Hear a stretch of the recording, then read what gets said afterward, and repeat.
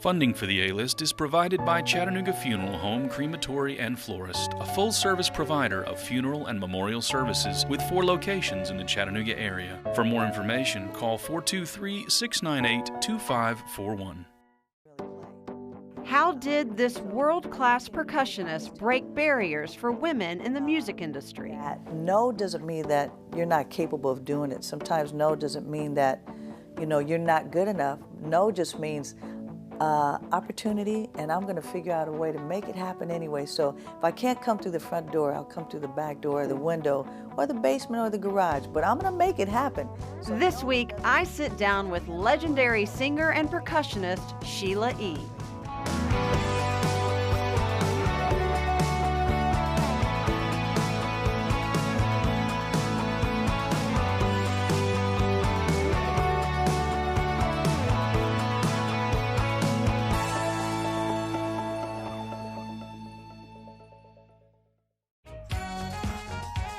If you're like me, you grew up with Sheila E.'s fierce drumming as the beat of your life. In the 1980s, she launched into pop stardom with hits like The Glamorous Life and A Love Bizarre. But this multifaceted musician is much more than a pop icon. Before she could even talk, she was jamming with her father, Latin star Pete Escovedo, her uncles, and her godfather, Tito Puente. By her early 20s, she had performed with legendary musicians like Marvin Gaye, George Duke, and Diana Ross. And in 1984, she recorded the first of many collaborations in what would become a lifelong musical partnership with Prince. I sat down with Sheila E. during her visit to Chattanooga to tour Siskin Children's Institute and perform at the organization's annual fundraiser, Star Night. Well, Sheila E., welcome to the A-List. Thank you very much. It should be the E-List, no? Yes, we're going to change it from now on, the E-List. There you go. So, and welcome to Chattanooga, and we're so thrilled that you will be performing at Siskin Star Night and had a chance today to really tour the Institute. And we here play and hang out and do a few beats with all of the kids. How was that? Oh my God, it was amazing. I mean, you could probably spend days or weeks here. The kids, they're very personable. Like, you can go up to them and say hello, and they say hi back. They have great manners, and we had a little jam session. That was nice. The kids playing drums and everything. They played a song for me that they've been practicing, and then they showed me how to play fast and slow and quiet. Which is interesting because some of my musicians don't even do that. So I'm going to have to maybe bring the kids, my kids, I call them, my musicians here to take a couple of lessons. But it was great. The kids are wonderful. The staff are amazing. And what an amazing thing that they're doing. So I'm honored to be a part of it. Well, and I think what the Siskin community is so impressed by is that you would take time out of your personal schedule to really connect with the mission of the Institute. And I feel like, having read the things that you've been doing and music and arts in the schools, that's important to you, that really pairing that community stewardship and responsibility with what has come with your fame and talents has become equal measure for you. Oh, absolutely. I grew up in a community, we call the community, but it's kind of like in a lower part of Oakland. And, my dad, we didn't have much money, but one thing that we did that my dad and my parents did with us always was when we were young, we'd get whatever percussion instruments my dad had, we'd put it in the car, and we would drive to foster care facilities, and we would bring our percussion instruments into the facility and play for the kids. And I've been doing this since I was young. So I grew up in that environment.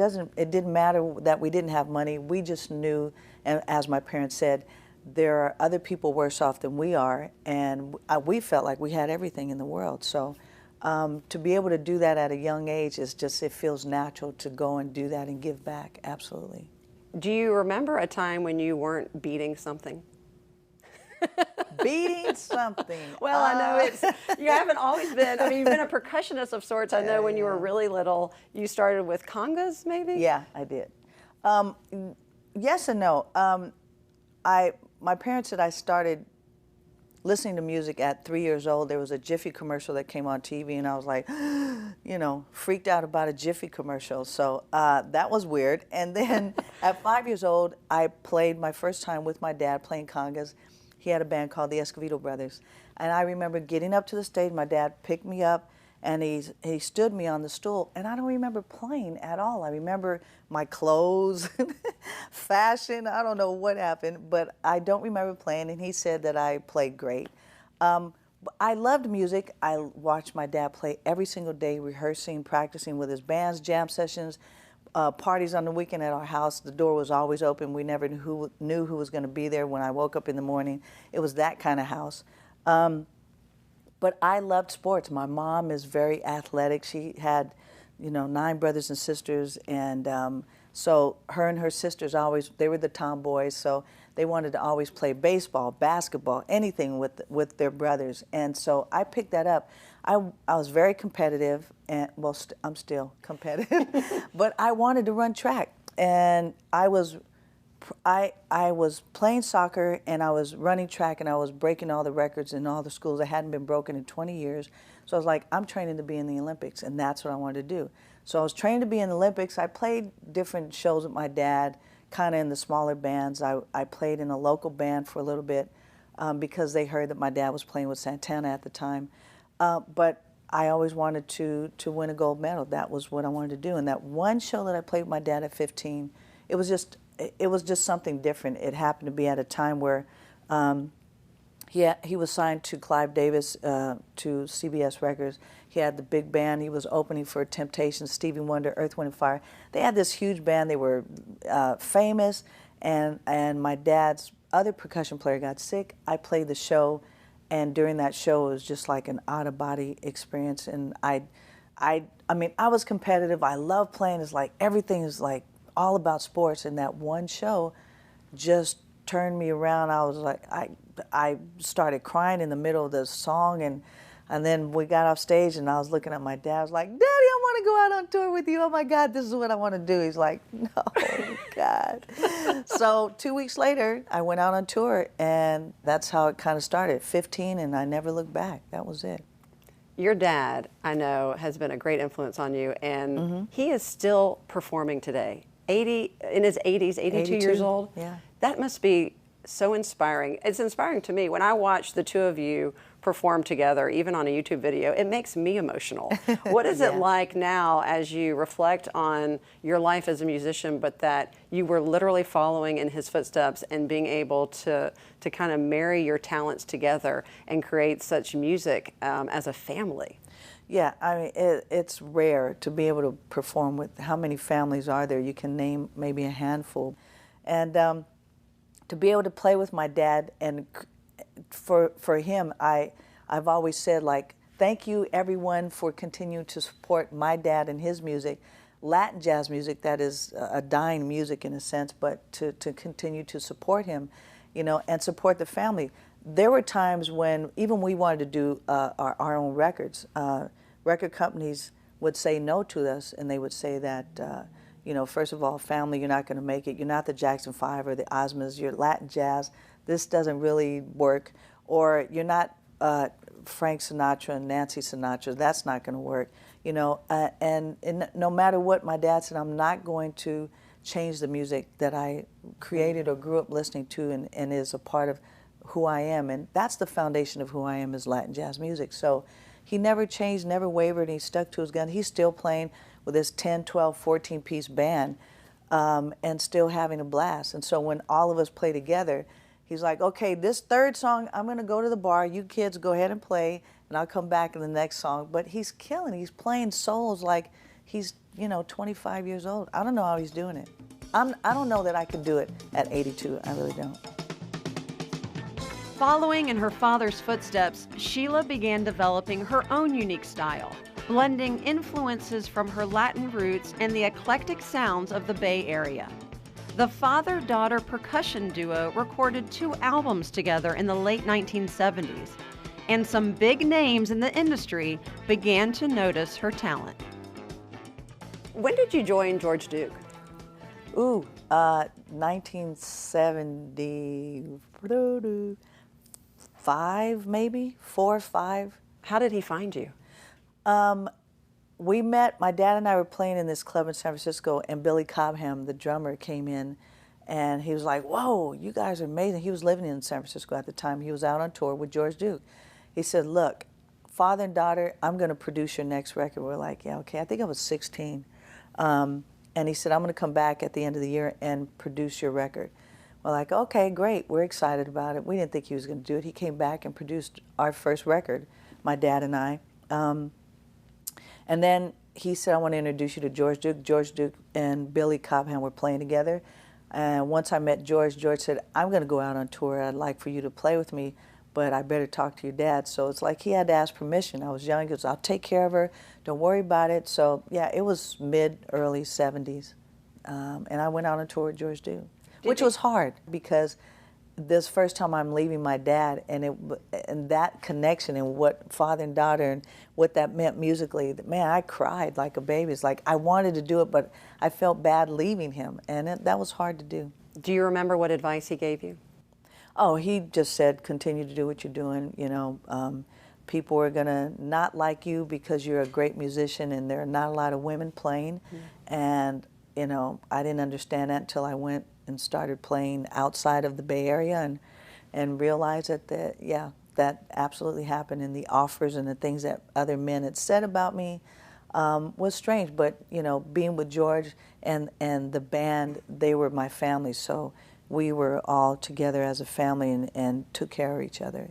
Did you think you were pioneering something at the time, like that? No. Being a female percussionist was, you know, revolutionary? No, growing up playing my dad's percussion, I didn't play drums in school. I didn't take drum lessons or anything. Actually, I've never taken any lessons for You've drum. never taken a lesson? No, not one. I've only watched my dad play. I'd just sit there and watch him, and then he'd get up, and then I'd just try to emulate what he played. I've never taken a lesson, ever. It's like drumming through osmosis. Yeah. I was born, you know, I'm sure listening to it when I was in my mom's womb, you know, kind of helped. But again, I thought growing up in school that every girl had drums. So when I was going to school, it's like, where are your drums? And they just, what are you talking about? Well, where's your percussion? Well, what are you talking about? Well, don't you have? No, you know, and realizing I didn't know, you know, realizing that it wasn't common for young girls to have percussion. I still didn't get it until I started playing with my dad at 15, and again, going outside of the Bay. Me jamming in the Bay Area was different because they're street players, and I'd go and jam. It's like I heard someone's going to go play at the park. I'd go, can I sit in? Can I sit in? Get away, little girl. And they kept telling me no. I'm like, so I go to the other side. Can I play? I'd wait until someone said yes. And so I continue to beg. And I always tell young people that no doesn't mean that you're not capable of doing it. Sometimes no doesn't mean that, you know, you're not good enough. No just means opportunity, and I'm going to figure out a way to make it happen anyway. So if I can't come through the front door, I'll come through the back door or the window or the basement or the garage, but I'm going to make it happen. So no doesn't mean this is the end of the world. No means opportunity. Figure out a way to make it happen if it's really what you want to do. Sheila E. certainly found many opportunities to make it happen. Developing her career and making a name for herself touring with legendary acts like Marvin Gaye and Diana Ross, and even playing percussion on Michael Jackson's 1979 hit, Don't Stop Till You Get Enough. Her work impressed many fans along the way, including one up-and-coming musician from Minneapolis who was recording his first album in Sheila's hometown. When did you meet Prince? 1977. Through your dad? Kinda. My dad had seen him and Carlos. They were in the studio. Prince went to the Bay Area, to Oakland, to do his record in San Francisco because he loved the Bay Area. He loved Sly Stone, Santana, and that, again, all the different genres of music from the Bay Area. And he wanted to be in that environment. So my dad and the piano player for Santana, Tom Coster, they came back one day and they said, man, this young kid is in the studio and he's playing all these instruments. He's writing his songs. He's producing it. And, you know, I was like, what's his name? Prince. Oh, I want to meet him. They're like, yeah, well, we're busy, but, well, can I go to the studio? No, you can't come to the studio. Really? So anyway, it was like that. Next thing I know, he's performing. His record came out. I saw a poster in a record store. And I saw the poster of his hair, his face. It was just from the waist up, and I was like, oh, he's gorgeous, and I'm going to meet him. So I asked my friend who worked at the record store, can I take the poster home? Yep. So I took the poster home. I put it next to my bed, and I looked at the poster. I said, I'm going to meet you one day. And next thing you know, he plays San Francisco. First time, no one really knew who he was. I went to see him perform, and his poster, and then looking at the stage, I couldn't figure out which one he was because the poster didn't look like him, or he didn't look like the poster. And I was like, wow, which one is he? Is the bass player? Is the guitar? Well, his hair was straight then, and he had on a long trench coat with leg warmers and underwear. And I'm like, is this the same guy that I saw in the... Wow, okay. So I listened to the music. It was a great show. My best friend and I went. And it was a place called Circle Star Theater, and in the Bay, everyone knew me there, so I could just go backstage, not a big deal. So I walked backstage, and I pulled the curtain back, and he was in the mirror combing his hair, and he saw me, and he looked over, and then he saw me, and he turned around. I said, hi, I wanted to meet you. My name, he goes, I know who you are. And I went, oh, okay.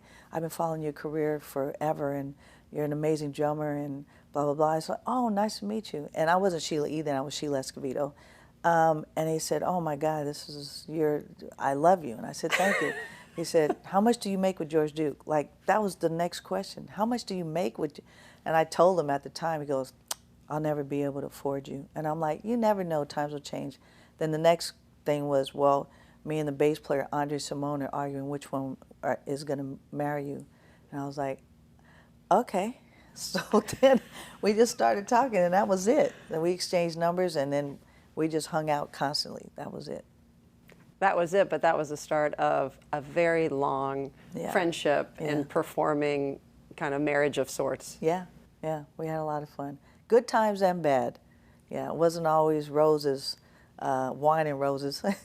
There were some tough times as well. But I mean, we're both very competitive. If he did something, I always said I could do it better. Or if I did something, he said, well, I could do that better. So it was always this, which we had a blast doing. We complimented each other well. I know that what he loved about me is that I always said, well, let me just do this, or I can do this.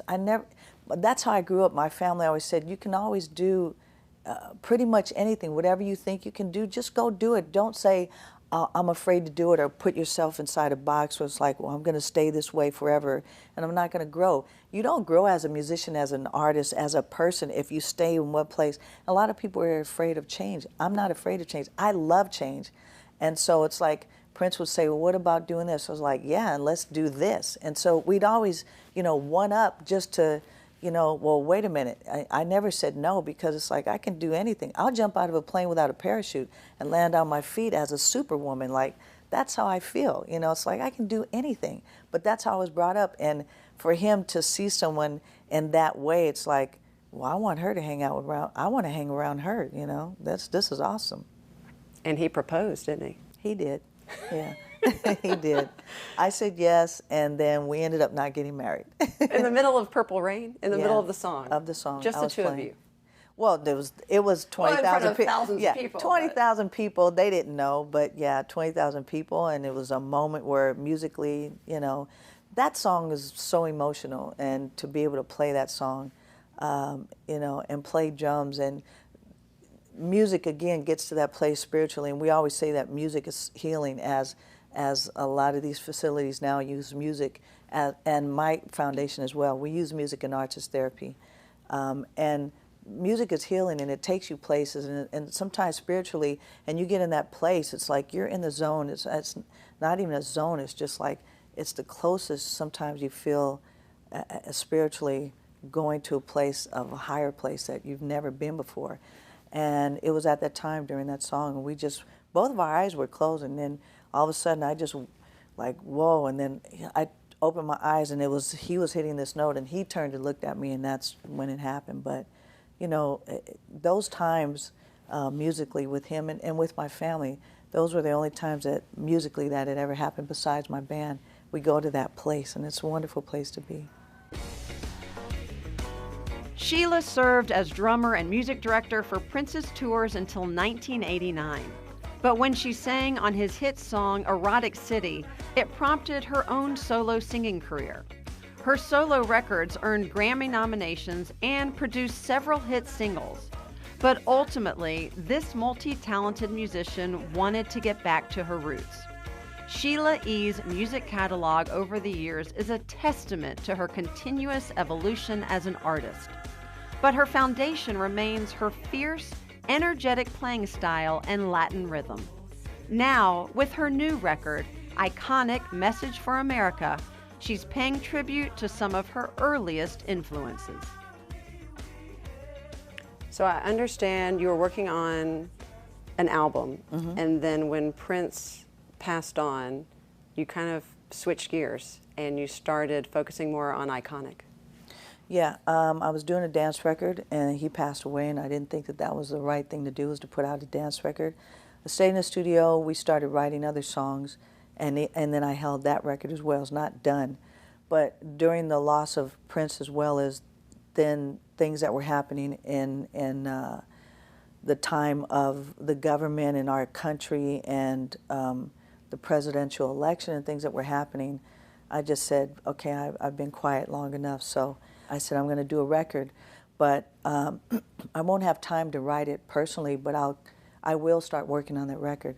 And I decided to do songs that I grew up listening to in the 60s and 70s, lyrically that are relevant to the times now. So we picked songs specifically for this time right now: Marvin Gaye, Inner City Blues, and Trouble Man; Stevie Wonder, Jesus, Children of America, with Israel Houghton is singing.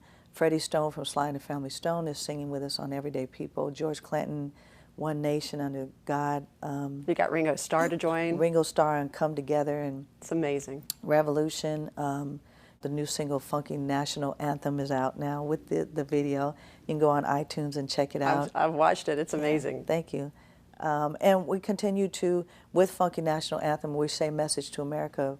We want to continue the legacy of Dr. King, Martin Luther King, in nonviolence, you know, and getting things done, but doing it in a nonviolent way. So I love how the teens and the youth are saying the words of some of those change makers of our past, and the message feels very timely. It is, and we wanted to specifically use the youth so that we could get the attention of them and let them know that these words have been said in the 60s and the 70s, and in the video showing what had happened at that time, and now showing 2017, and we're in the same place, if not worse. Yeah. So now I have to ask a question on everybody's mind, which is the glamorous life. Mm-hmm. Yes. Are you leading it? And tell me how that song and whole album came to be. I read somewhere that you were able to write that whole album in a week. I didn't necessarily write it in a week. I had some songs done before, or the ideas of it, but we did record it in a week. Recorded and mixed it in 7 days. Recorded and mixed in 7 days. Oh yeah. We tried to stay up the whole week, basically. I wanted to get it done, but I didn't know we were going to stay. I mean, I got a couple hours sleep out of the week, but yeah, and then I was able to take the picture, the cover, and get everything turned in, and then send it in to the record company, as opposed to saying, what are you guys thinking? Let's get a team. I already knew what I wanted to do. It's like, I've been waiting for a long time. Prince said, hey, you want to do a record? I said, of course. He said, okay, let's do it. I turned in the record and said to Warner Brothers, this is how we should market it. And I was in my mid-20s, and yeah, that record happened fast. Are you still proud of that song? Oh, absolutely. I love playing it. I love playing that song. It's a lot of fun. People still love it. It was hard work, though, in the beginning, before we went out on the major tour. I mean, people think, oh, it just happened overnight, but I actually went out on tour for 2 months in Europe, and I wanted to break the record in Europe first before we got to the States. So we did press 10 hours a day and then played concerts after, and we were exhausted. Actually, we didn't even barely get through the 2-month tour, and 2 or 3 of the band members wanted to quit already. I'm like, no, this is what it takes to do a record. and to, it's hard work, and it's harder even staying there. So I'm living the glamorous life, yes, but I'm actually, or is it the glamorous life? I'm living a glorious life now. Things have changed. I'm a little bit older. I'll be 60 in December, and things have changed. I don't recover as quickly, but I'm playing as hard as I did when I was in my 20s, so we're having a good time. Well, we're thrilled that you're here, and we're thrilled that you're living the glamorous, the glorious, the greatest life. Yes. And I know E does stand for exceptional. Thank you. We appreciate it, and Thank you. Thrilled to see you. Thank you.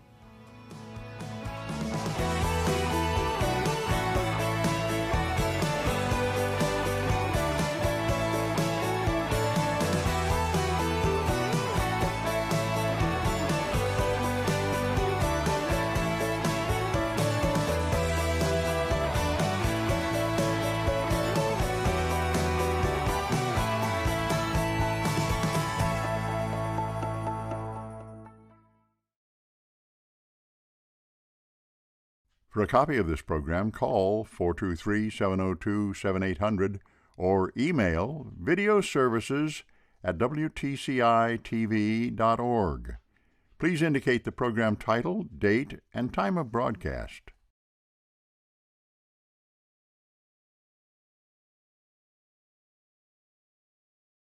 Funding for the A-List is provided by Chattanooga Funeral Home, Crematory, and Florist, a full-service provider of funeral and memorial services with 4 locations in the Chattanooga area. For more information, call 423-698-2541.